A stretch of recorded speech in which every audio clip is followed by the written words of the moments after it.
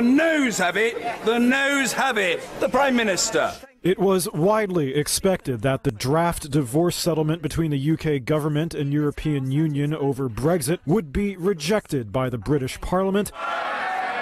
And that's what happened on a grand scale. And Prime Minister Theresa May met it with a bold move, inviting her opposition to call a no-confidence vote on her own government. In other words, she's dared them to try and get her fired.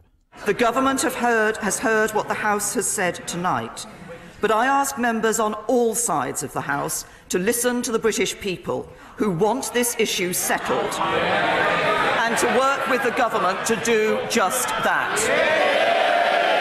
And the Labour Party accepted the challenge. The vote's on Wednesday. The result of tonight's vote is the greatest defeat for a government since the 1920s in this House. The deal the Prime Minister has been pushing for months lost with 202 votes versus 432, rejected by both hardliners and pro-EU lawmakers.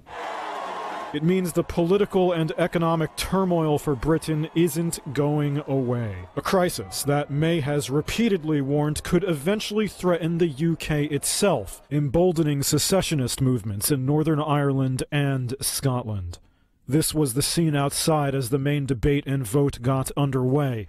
That is the test history has set for us today. If she survives the confidence vote, May will have until Monday to tell lawmakers what she plans to do next. So what could that be? She might decide to go back to Brussels and try to get more concessions for yet another Brexit vote in the future. But what May says she doesn't want is another election, which would bring more months of uncertainty. She also doesn't want another referendum, basically another chance for British voters to say, this hassle isn't worth it. Polls suggest a majority of Britons would now vote against Brexit, unlike the original vote in 2016.